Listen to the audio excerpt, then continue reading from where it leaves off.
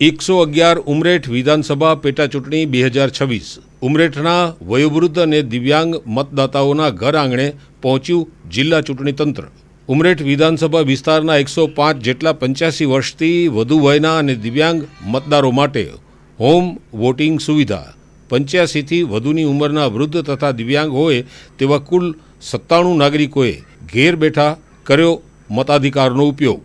આણંદ ઉમરેઠ વિધાનસભા પેટા ચૂંટણી અંતર્ગત વધુમાં વધુ મતદાન થાય તે માટે જિલ્લા ચૂંટણી તંત્ર દ્વારા સંનિષ્ઠ પ્રયાસો હાથ ધરાયા છે।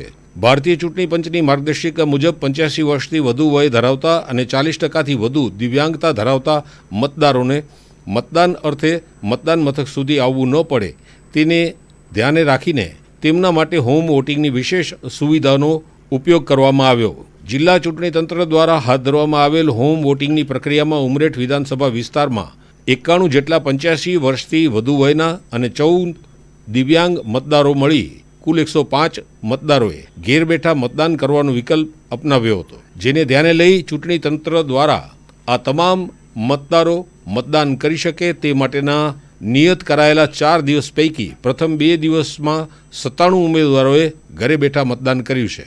ભારતીય ચૂંટણી પંચ દ્વારા 85 વર્ષથી વધુ ઉંમરના વૃદ્ધજનો તથા દિવ્યાંગજનો માટે ઘર બેઠા પોસ્ટલ બેલેટથી મતદાન કરવાની આ પહેલના ભાગરૂપે આણંદ જિલ્લા ચૂંટણી તંત્ર દ્વારા 85 વર્ષથી વધુ અને દિવ્યાંગ મતદારોના ઘરે જઈને મતદાન કુટીર ઊભી કરીને ટપાલ મતપત્રથી મતદાન કરવામાં આવ્યું છે। જે અન્વયે ચૂંટણી તંત્ર દ્વારા 111 ઉમરેઠ વિધાનસભા મત વિસ્તારમાં વયોવૃદ્ધ અને દિવ્યાંગ મતદારોના ઘરે જઈ તેમને હોમ વોટિંગ કરાવવામાં આવ્યું હતું।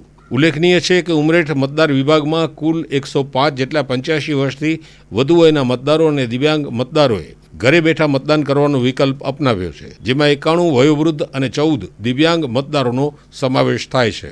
આ તમામ મતદારોને ચૂંટણી તંત્ર દ્વારા હોમ વોટિંગની સુવિધા પૂરી પાડવામાં આવી રહી છે।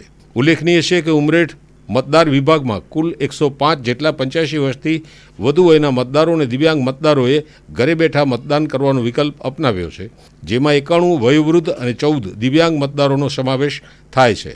આ તમામ મતદારોને ચૂંટણી તંત્ર દ્વારા હોમ વોટિંગની સુવિધાઓ પૂરી પાડવામાં આવી રહી છે।